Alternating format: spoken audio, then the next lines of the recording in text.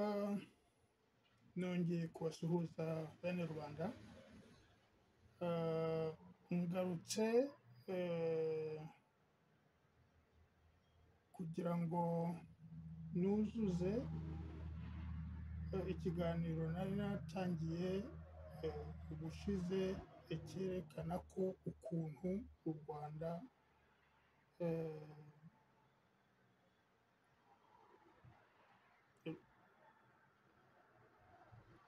ari rwo ubutaka bw'isezerano. Ibi mbigarutseho kubera ibintu maze iminsi mbona byirukanka, ngo kubera intambara iri kubera muri Palestine na Israel, ugasanga barimo bajyana iyo ntambara ngo bashaka kwerekana ko ubutaka bw'isezerano burimo buhohoterwa cyangwa butse gute. Ariko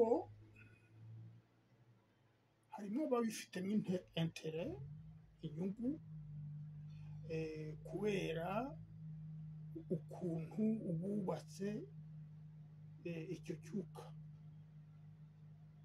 ubutaka bw'isezerano.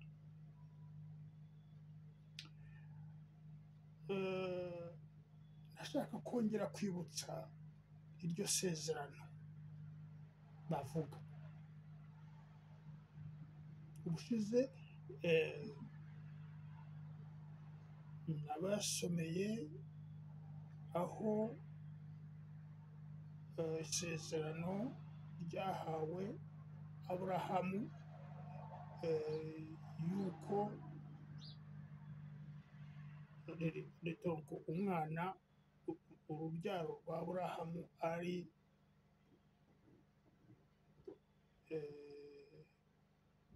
Kristo. Kristo niwe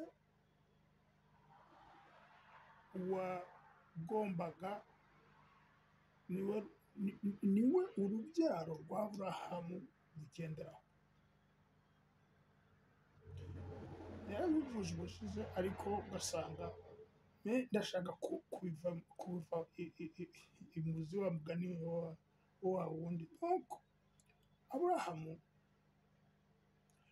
nibyo yahawe ubutaka, ariko igihe yabuhabwaga biranditse muri Geneze 15 umurongo wa 18, aha mubwira ngo ahavuga byanditse ngo le Seigneur fit alliance avec Abraham, je donne, dit-il, à tes descendants ce pays, depuis le torrent d'Égypte jusqu'au grand fleuve Euphrates. Urumva ko yageraga kuri muri Euphrates, igera kuri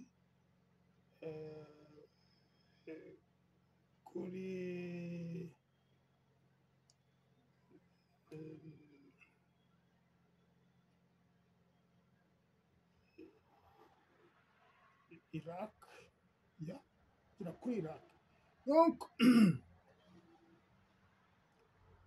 ariko ubwo butaka yamuhaye niyo descendance be, ntabwo ari Sheikh Amra, ntabwo ari Sheikh Amra, nta nubwo ahangaha biri defini yuko ari abana ba Aburahamu bose.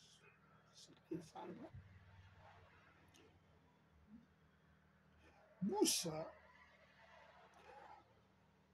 kondisiyo yahawe, ndagera mbisome mu Gifaransa, haranditse muri Genesi muri 18 aha hari 15 kuri 18 umurongo wa 19 haranditse ngo j'aurais choisi c'est le Seigneur qui dit avuga Abraham, j'aurais choisi pour qu'il ordonne à ses enfants et à sa famille après lui de suivre la voie du Seigneur en pratiquant la justice et la droiture, et qu'ainsi le Seigneur accomplisse en sa faveur les promesses qu'il lui a faites. Abana b'Abrahamu bazahabwa iriya faveur nazakurikira la voie du Seigneur, inzira y'Imana, amategeko y'Imana, bagapratika la justice et la droiture. Niba udakora ibyo ntabwo uzaba ukiri muri iyo nzira, ntabwo uzabona la promesse. Donc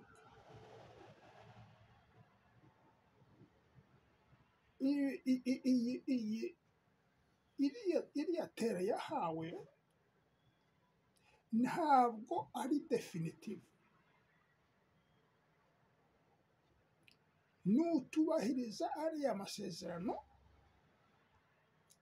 no muzarebe aha Aburahamu yabwiwe ko abana be bazamara imyaka 400 bari hanze batotezwa bagira gute, hanyuma bazagera aho bahave bajya ahandi. Ibi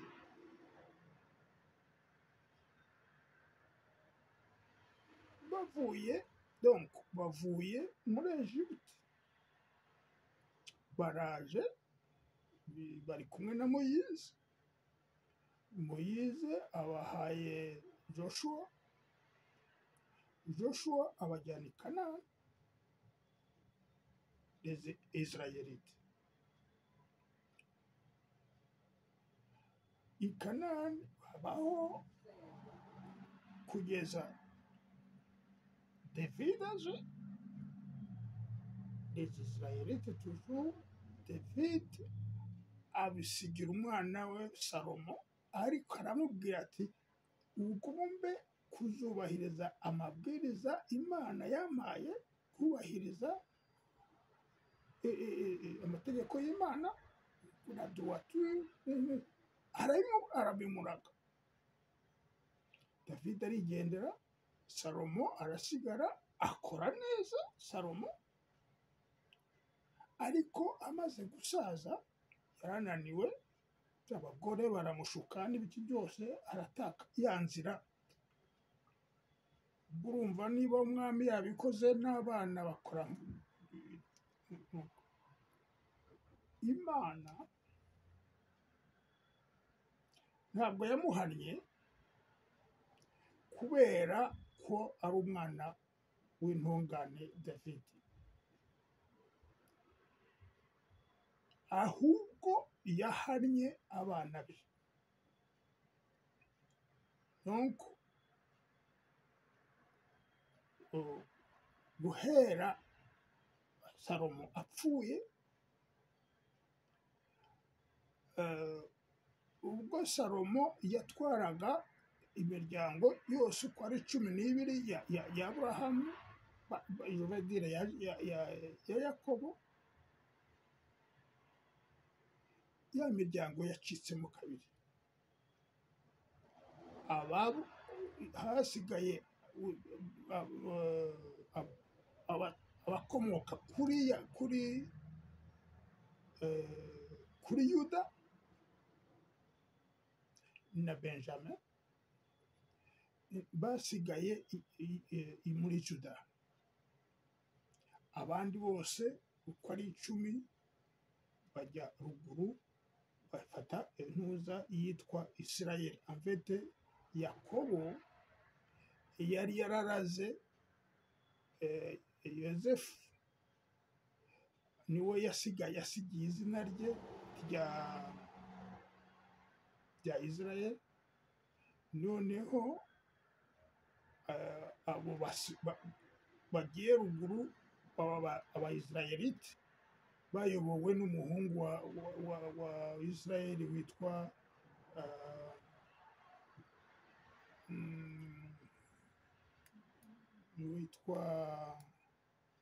Efurayimu, niwe wasigaranye iryo zina. Iryo zina ni particulier, ntiryari yahawe Yakobo, noneho arisigira abana be babiri, Efurayimu na Manase. Nta kuntu Isirayeli abayuda bashobora kwiha izina rya Isirayeli ryo muri Bibiliya ryahawe Efurayimu cyangwa se Manase igihe. Ariko ntaragira naho ndashaka nerekane ko mu gitabo cy'isezerano, mu gitabo Imana ubwayo yahaye, uretse ko yari yahaye uriya butaka, yari yabahaye Aburahamu, ariko yahaye na Yakobo la promesse. Urazi ko promesse niyo descendant ya Aburahamu. Noneho Aburahamu abyara Isaka, Isaka abyara Yakobo, Yakobo na Esawu. Yakobo Imana yamuhaye indi promesse y'ubutaka. Yararyamye ararota, sinzi niba arota cyangwa yabonye vision. Noneho Imana iramubwira iti, la terre sur laquelle tu es couché, je te la donnerai ainsi qu'à ta prospérité. Ta prospérité sera aussi nombreuse que les grains de la poussière, les grains de poussière sur le sol. Tu t'étendras à l'Occident et à l'Orient, au nord et au sud, et toutes les familles de la terre seront bénies en ton nom, seront bénies en toi et en ta prospérité. Je suis avec toi pour te garder partout où tu iras, et je te ramènerai dans ce pays, car je ne t'abandonnerai pas avant d'avoir fait ce que je t'ai promis. Iyi ni Genèse 28:28 kuva kuri 13 kugera kuri 15. Aha d'abord harerekana yuko ubutaka ahawe buri butena compte yuko azaba afite abana benshi cyane, aussi grande que les grains de poussière sur le sol. Donc kubera ko bazaba ari benshi, ubonye ubutaka buzashobora kuba kontona, buzajya bugara kuri Occident, kuri Orient, kuri Nord no kuri Sud. Murebe ubutaka bwahawe Aburahamu, naho wabujyana ari orient ariko ari occident hari amazi, ntushobora kwitanda ngo ugere haruguru. Icyo ni kimwe. Ikindi cya kabiri, ubutaka Aburahamu yari yahawe ntabwo bwashoboraga gukontona abantu la prosperite ingana kuriya nk'uko Imana yamubwiye. Ni ukuvuga ngo aho Yakobo yari aryamye, aho yari yaboneye iriya viziyo, ntabwo ari aho Aburahamu yari yahawe. Ni ukuvuga ngo muri viziyo bari bagiye ahandi, kandi aramubwira ngo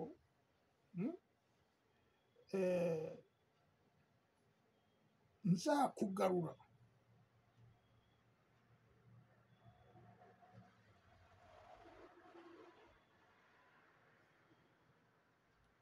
Dans ce pays, aho ngaho, muri ubwo butaka, wumva ni ubutaka bundi butari bwa bundi Aburahamu yahawe, butari ubwo. Kandi yambwira ngo nzakugarura muri icyo gihugu, kuko uzajya ngo je suis avec toi partout pour te garder partout où tu iras. Aho uzagenda ariko nzakugarura muri icyo gihugu, kuko ntazaguta. Je ne t'abandonnerai pas avant d'avoir fait ce que je t'ai promis. Ntaguhaye la promesse, ntabwo nzakwabandona. Aha ngaha nimwumva neza,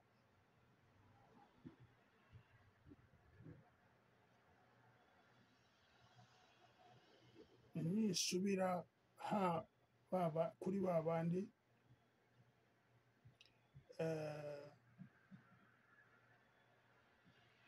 bandi bamaze gucanamo ibice, runoru yabaye Isirayeli, rusudi yabaye Juda. Isirayeli yarigenze kuva muri 930 kugeza muri 721. Icyo gihe Imana yabonye nta kugenda, irabirukana bava aho ngaho, hasigara Yuda yonyine. Yuda nayo muri 500, ubwo ni imbere ya Yezu, muri 587 nayo birayigora. Biyigoye,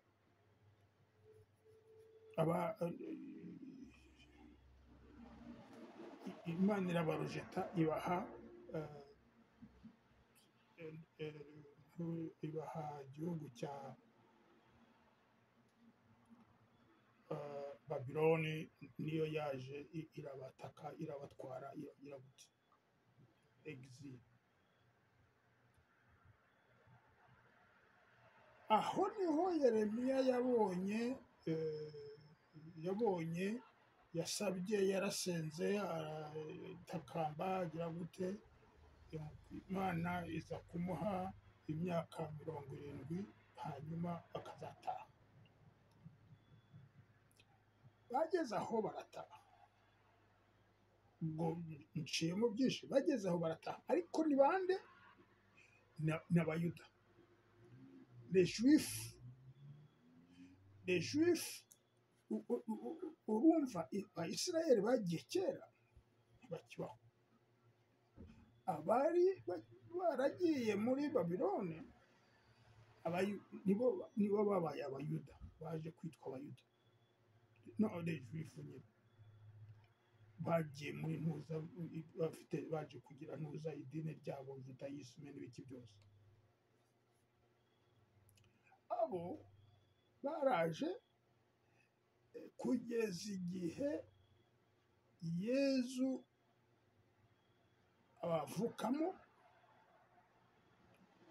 arabigisha agira gute. Ariko kandi umuhanuzi Yesaya Izayi yari yarahanuye byanditse mu gitabo cy'umuhanuzi amfite ntabwo ari Yesaya ni Yeremiya 22 ku murongo wa 24 reka nsome 30 24 kugeza muri 30 ariko reka nsome wa 30 aravuga ngo ubwo yari kumuca acaye Yekoniya niwe mwami wa nyuma igihe bajyanwaga i Babuloni yabageraga. Noneho barandika Jeremiya arandika ngo inscrivez, ni Imana imuvuga, inscrivez cet homme comme il n'y a pas d'enfant parmi ceux à qui rien ne réussit dans la vie, car nul de sa race ne réussira à occuper le trône de David et à régner sur Juda. Ni ukuvuga ngo abazamukurikira bose ntawe uzashobora kurenya sur Juda. Ni ukuvuga ngo kuva yagenda intuza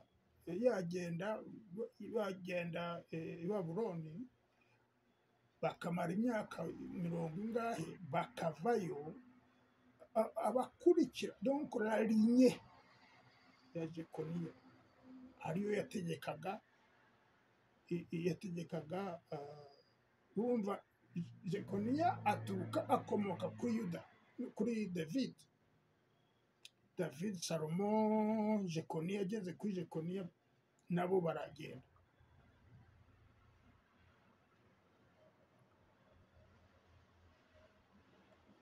Uyu rero Yeremiya aravuga ati ntawe uzashobora gutegeka muri Yuda.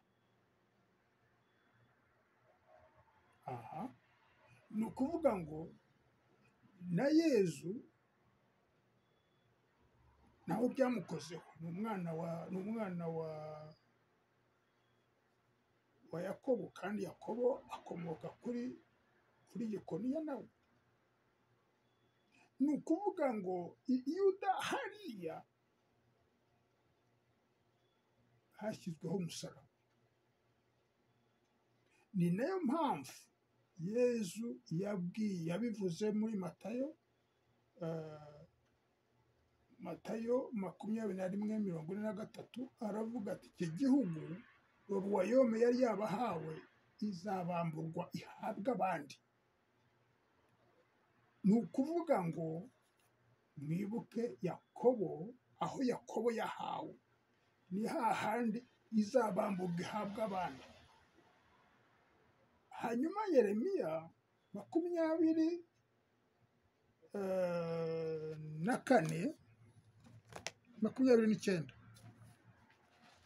Yeremiya 29 ya Yeremiya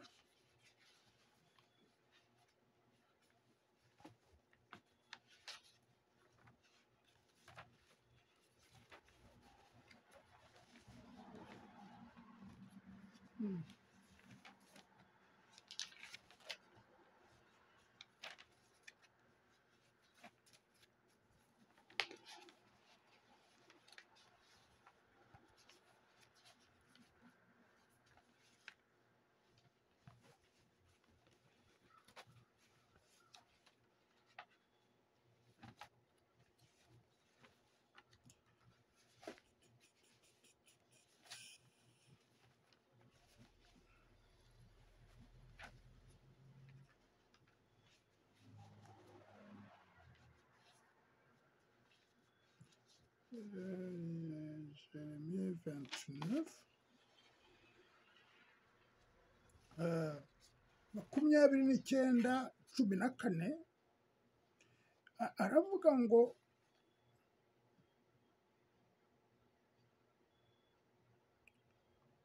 je vous rassemblerai de toutes les nations et de tous les lieux où je vous aurai dispersés pour vous réintégrer au lieu d'où je vous ai exilé. Aho nzaba narabexilé nzabagarura aho nzaba narabikanye. Ni ukuvuga ngo ntabwo nzabazana muri Isirayeli aho mwavuye hariya, no, nzabagarura nubwo muzaba mwarabaye disperse, nzabagarura hahandi nari aho je vous ai exilé. Niya tere ya Yakobo ntabwo ari ya tere ya Aburahamu,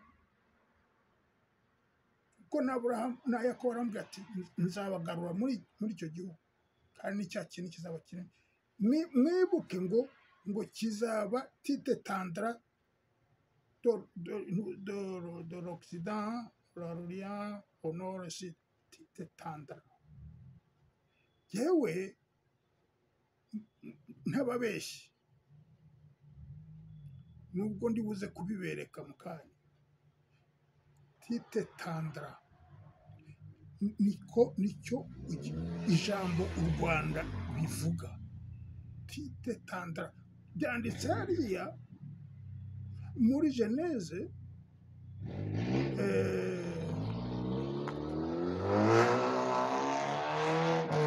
28 ari havuga ngo tite tandra à l'Occident et à l'Orient, au sud, au nord et au sud. U Rwanda, ijambo Rwanda nikirivuga, ariko kandi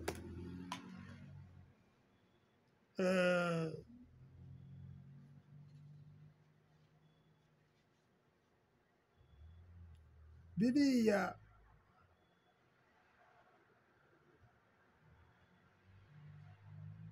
na Oze arabivuga. Les enfants de Juda et ceux d'Israël se réuniront, ils se donneraient un chef unique et déborderont leur territoire, car il sera grand le jour de Juda. Imiryango izahura izagira ni Yuda, les maisons. Donc imiryango abatware bazahura noneho bakora igihugu kimwe.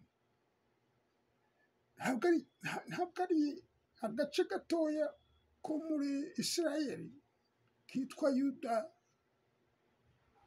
ariko kazaza kavuge ngo ni twebwe la terre promise. La terre promise ni ya bose, ariko muri abo ni abazaba bemera amategeko y'Imana, n'abazaba bagendera muri droiture et la justice. Aha murabona promesse ebyiri, iya Aburahamu n'iya Yakobo.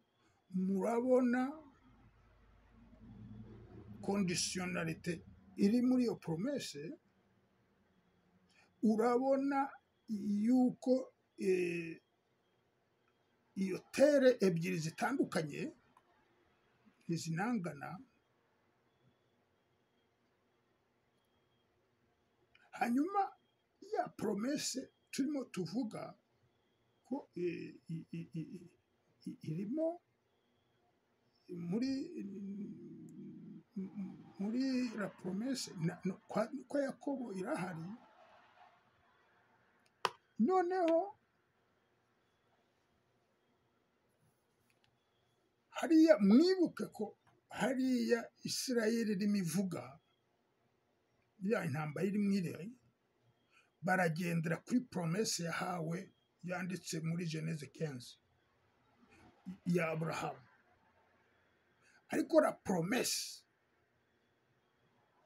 promesse igendana n'ukwemera, igendana no gukurikira amajambo y'Imana. La promesse yarongeye ihabwa Yakobo. Dusome muri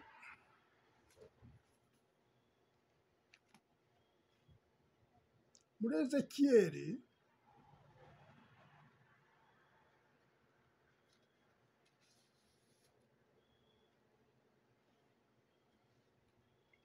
Ezekiyeli 27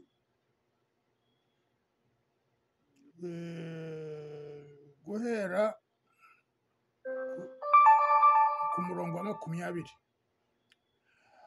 Okay, ubwo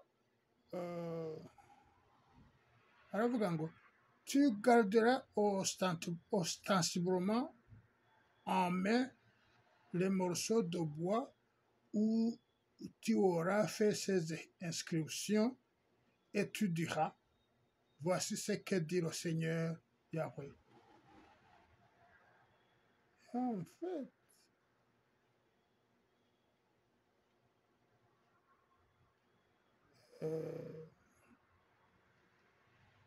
c'est gatoya kuko ahangaha les inscriptions, ziriya inscriptions, quand tes compatriotes te demanderont de leur expliquer ce que tu entends faire par là, tu leur répondras, voici ce que dit le Seigneur Yahweh. Je vais prendre le bois de Joseph qui est dans la main d'Éphraïm, ainsi que les tribus d'Israël qui sont avec lui, pour rejoindre au bois de Juda de façon qu'unis dans ma main, ils ne fassent plus qu'un. Aha. Ezekiyeli arimo araprofetiza uko babandi bazahura. Azafata babandi 10 bari baragiye, babandi 10 bari bitwaga Isirayeli, bari baragiye kera, afate n'abandi ba Yuda bariya birukamwe bakajya muri Babiloni n'ibiki byose, akazabashyira hamwe. Iyo ni profesi. Noneho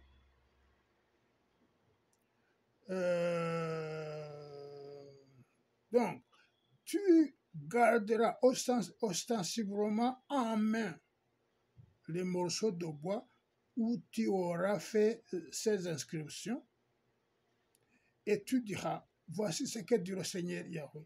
Je vais recueillir les Israélites d'entre les nations où ils sont épars.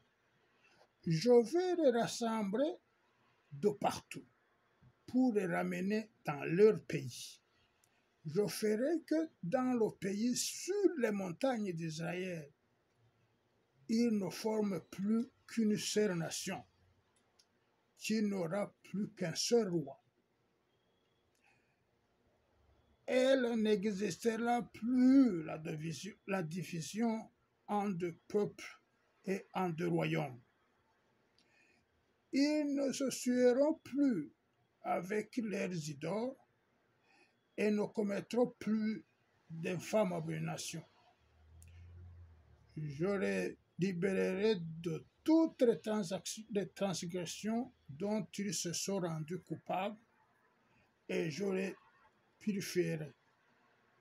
Ils seront mon peuple et je serai leur Dieu.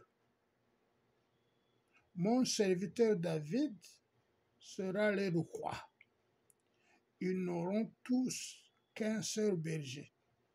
Ils obéiront à mes commandements. Ils observeront mes lois et les mettront en pratique. ils habiteront le pays que j'ai donné à mon serviteur Jacob, celui où vos pères ont séjourné. Ils y demeureront, eux, leurs fils et les enfants de leurs fils, pour toujours. David, mon serviteur, sera le roi pour toujours. Je conclurai avec eux une alliance de paix, un traité éternel. Je les planterai et les multiplierai. J'établirai pour toujours mon sanctuaire avec eux, chez eux. Ma résidence sera au milieu d'eux. Je serai leur Dieu, ils seront mon peuple. Et les nations sauront que je suis le Seigneur qui sanctifie Israël. Quand mon sanctuaire se trouvera constitué pour toujours au milieu de mon peuple.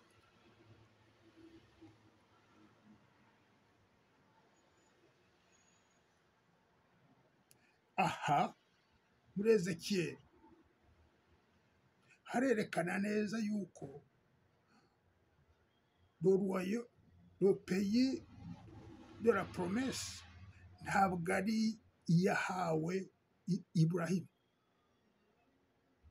Abantu barimo bavuga ngo Isirayeli hariya barimo barwanira, ntabwo ariho, ahubwo ahariho ni ahawe Yakobo.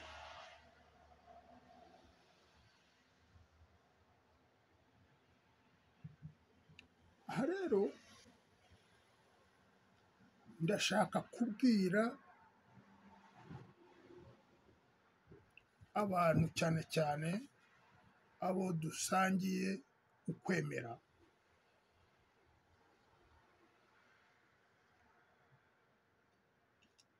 murebe neza, mwibuke ko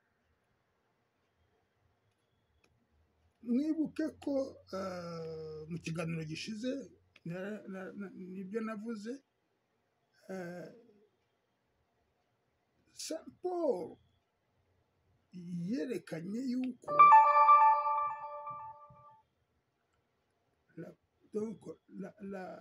la descendance d'Abraham ni Christ. Au Christ baramubambye hariya batazi ko azazuka, ariko Kristo azutse ntabwo ari gusubira hariya. Niyo mpamvu bateganije yuko Yeremiya arabivuga yuko izahindura de l'eau de Joseph et de Juda et d'Israël, ikabajyana ahandi. Arabivuga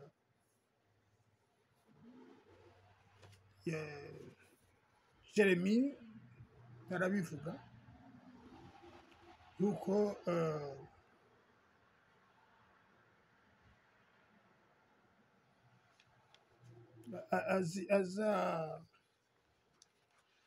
azahindura lelo. Donc guhindura lelo ni ukuvuga ngo ni ukujya mu butaka yahaye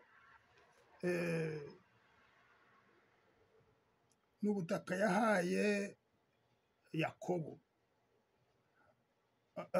akava mu bwo yahaye Aburahamu akajya mu bwo yahaye Yakobo. Ibyo arabivuga muri Jeremiya 30:3. Behold, the days will come, says the Lord, when I will change the lot of my people, of Israel and Judah. donc azahindura misi zaza abihindura, ariko nabwiraga abo dusengana ndababwira ngo mwagize neza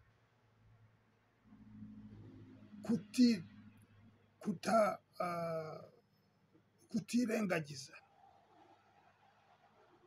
Mwibuke ku musaraba Yesu avuga ati dore nyoko, urya nyoko ahaye umwigishwa we Yohana wenyine wari usigaye, abandi bose bari bahunze, aravuga ati dore nyoko. Abemera uriya nyina bafite donc bibikiye donc iriya promesse barayibona, barayibwirwa. Amadini, hari amadini yitandukanije na Kiliziya Gatolika, natahindukira ntazabona iyo promesse. wa Kristu wahawe la promesse yaje kwimuka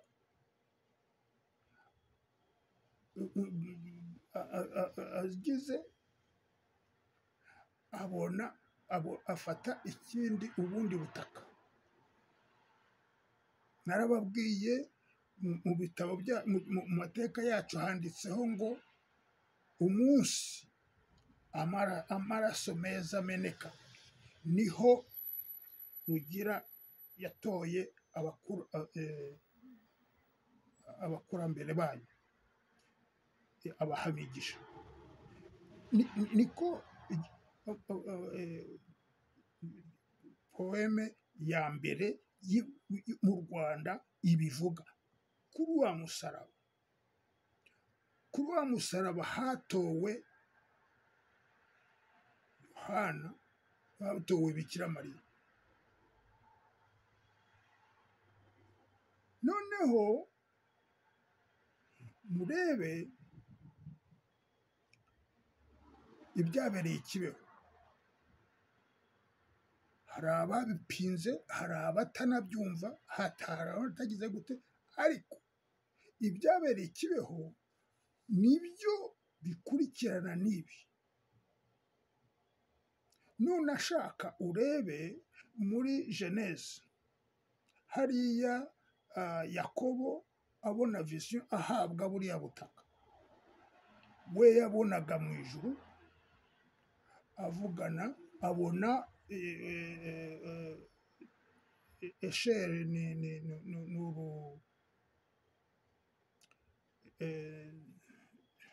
ni urwego ruturuka hasi rukagera mu ijuru.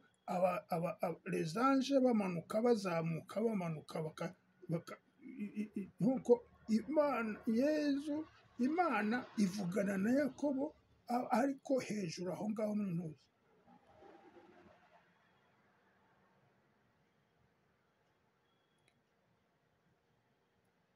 Kibeho aryama abonekerwa, umwana urimo abonekerwa yumvaga yageze mu ijuru, akavugana nabo mu ijuru, arangiza akamanuka. Harya niho vision ya Yakobo iri. Uko bagendaga bamanuka bagenda bazira gute, niho Yakobo yagize. Kandi rwa Rwanda kizagenda kizagera kuri Oseya no kuri Oseya yindi no haruguru, kugeza kuri hahandi ubutaka bwa mbere, ku butaka bwa Aburahamu, ko buzagera kuri Efuremu, nako kuri donc ya fleuve Efurate, zagere hepfo nanone à la fin du monde. Ariko ndashaka kugira ngo mbibutse Saint Paul avuga ati le royaume ntabwo ari décrété par donc la promesse ntabwo ari décrété par la loi, c'est le choix, pas le choix, le choix. Imana izakora choix kubera uko mwitwaye bitwaye, abazaba bitwaye neza nibo bazahitwamo kuba abakristo, kuko kristo niwe wabaye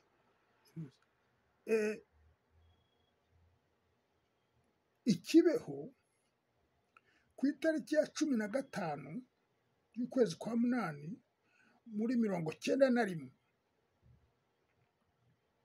Bikira Mariya abonekera Valentine Nyiramukiza yaravuze, nafashe un extrait abantu, mon fils vous a dit que vous êtes ses sœurs, vous êtes ses frères, ses petits frères. Ce n'est pas tout. En apparaissant chez vous, il vous avait choisi. Mwibuke, la promesse ntabwo iva muri decret loi, ahubwo muri foi. Ni Saint Paul ubivuga. Bikira Mariya aravuga ngo c'est lui, il vous a, mon fils, il vous a choisi. Mon fils, ninde c'est l'héritier d'Abraham, le Christ. Le Christ a choisi, il apparaît iwanyu, c'est qu'il vous avait choisi.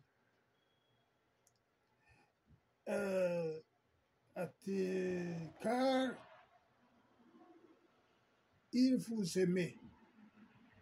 Mais faites attention qu'il ne parte pas comme celui qui n'est jamais venu. Kuvuga ngo ni mu mwibagirwa namwe muramenye. Ahangaha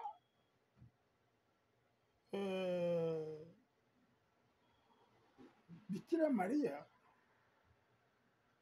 baramwinyoye kandi yaraje kutubwira gushimangira amateka twabonye muri 1510 kugeza yuko ari twebwe twabaye Yezu yabaye yashuwajishije twebwe, ariko kandi muri twebwe hagomba kuba ari abakurikira amategeko y'Imana, commandement de Dieu, bashaka bagira noza droiture, la justice, droiture. Nibyo Aburahamu yarokomanze abazaba bamuye. Les familles zose nubwo zizaba byinshi bazakurikira intuza biriya le commandement de Dieu et la droiture, la justice. Mwibuke nabivuze kenshi, mutagatifu Anne Catherine Emmerich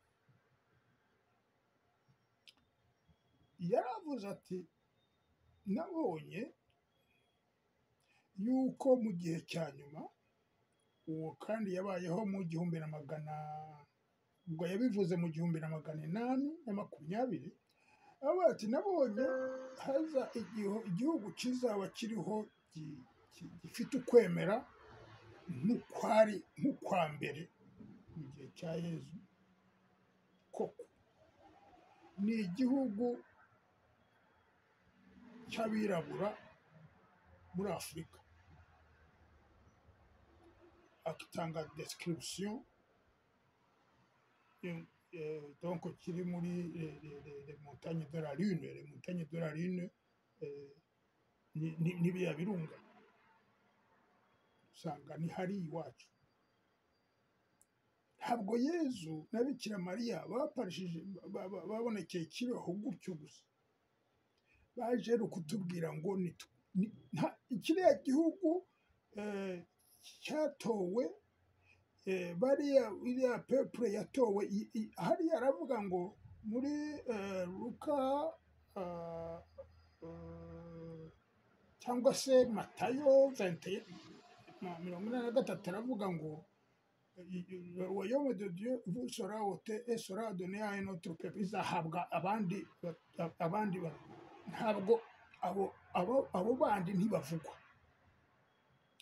ariko bivuga yuko ari Kristo uzatora. Kristo niwe ari heritier, niwe muhuza.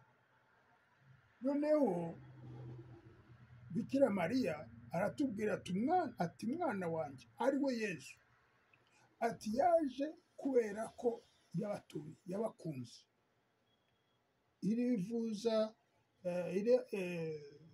Il vous avait choisi, il vous aimait. None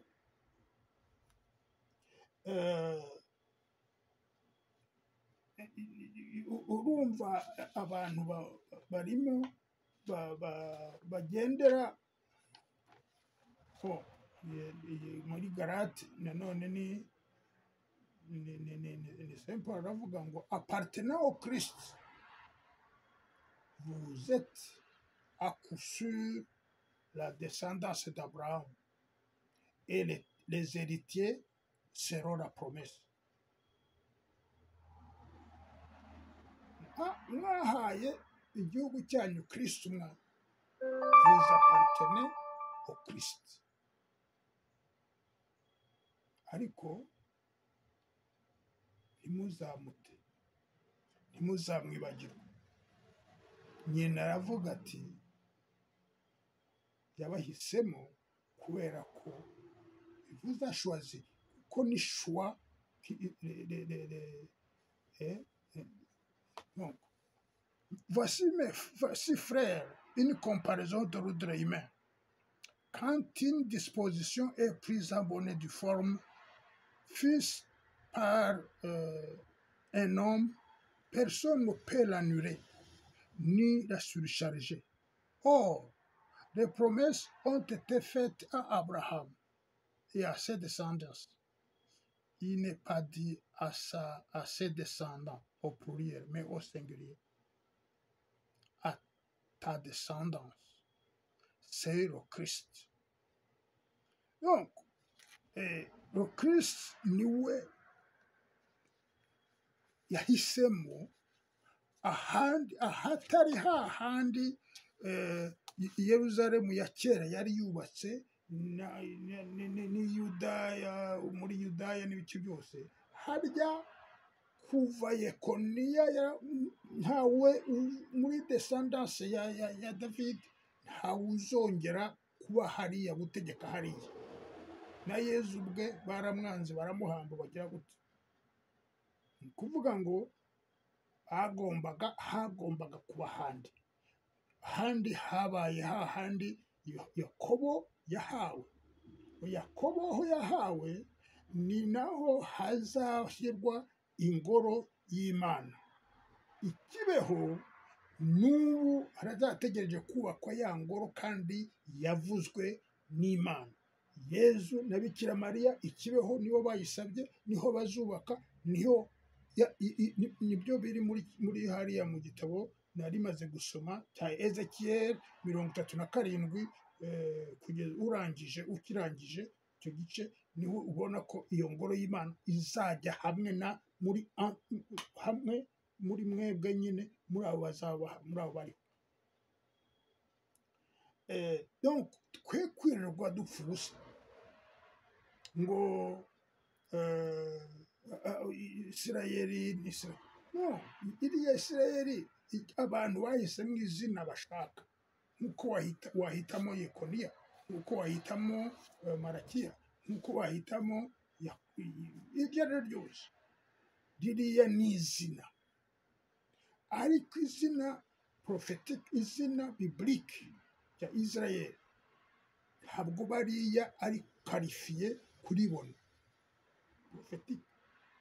D'abord rigomba kuba rifite aba les 12 tribus zose hamwe zarabaye rassemblé ari Imana yari rassemblé,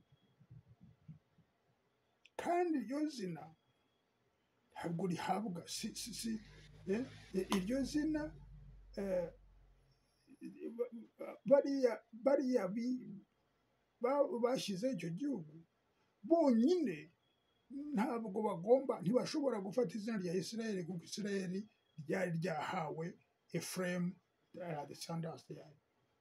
Bariya ni abayuda, les juifs.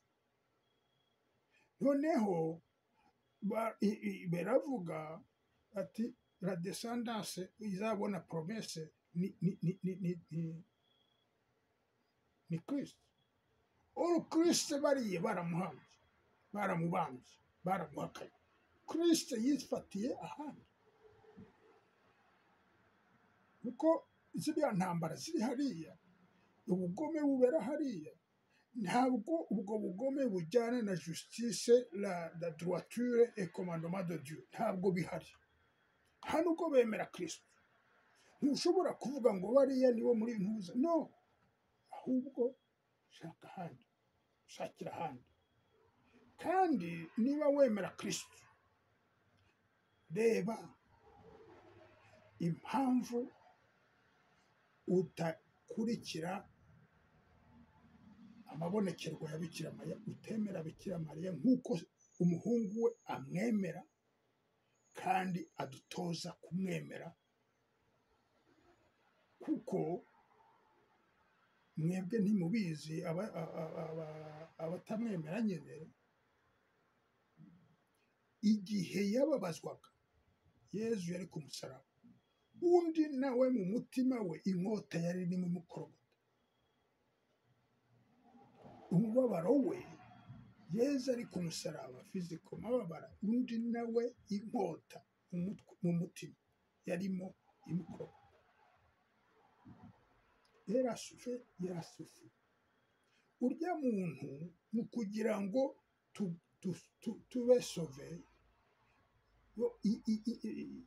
Bikira Mariya, Yezu na Bikira Mariya, ils ont souffert. Bikira Mariya ni co-redemptrice na Yezu. Nutamwemera uzaba wikingiranye, wagiye mu by'Abayahudi, kuko Abayahudi nibo bagiye bashaka gusenya Kiliziya Gatolika kugira ngo bazamure idini ryabo, kuko idini ryabo ritigeze ryemera Yezu. Noneho Kiliziya Gatolika yo yemera Yezu, bagenda bayisenya, ariko aho bayisenyeye, hari ubwo nigeze kubasomera ahavuga ngo Calvin ntabwo yari Umuyahudi. Donc ibyo Calvin yajyanye byose, aba Calvin bose bagiye mu buryo bw'Abayahudi.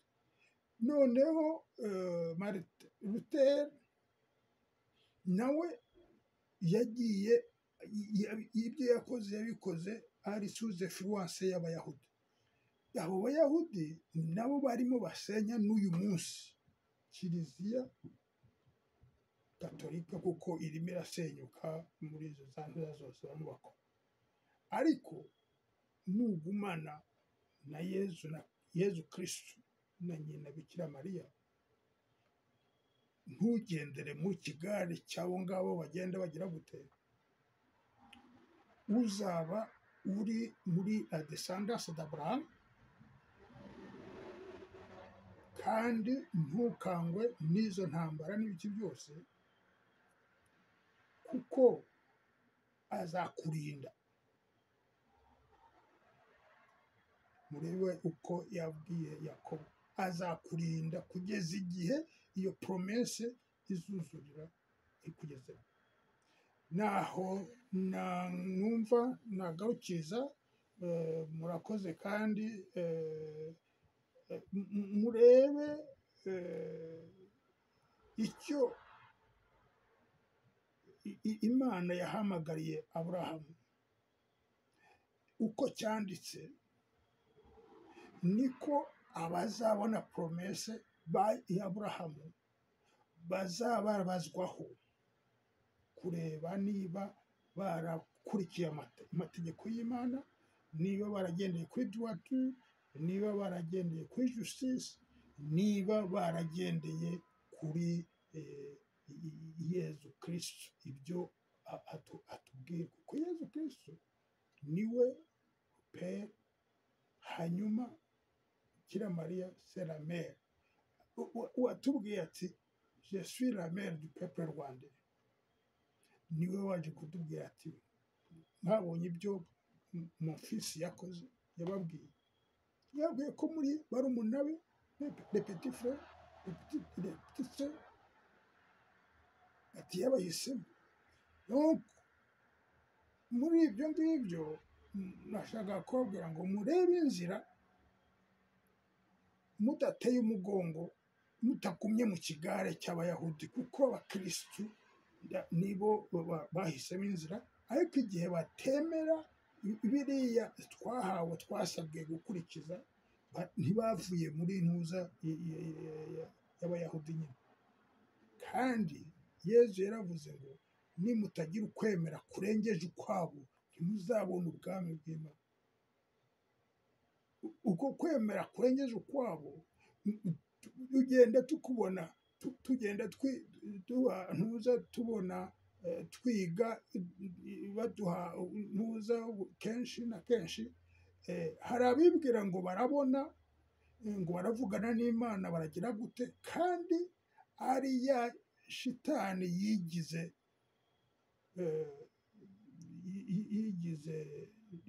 donc ange de lumière, ikavuga ikigira Yezu kandi ntahuriye na Yezu.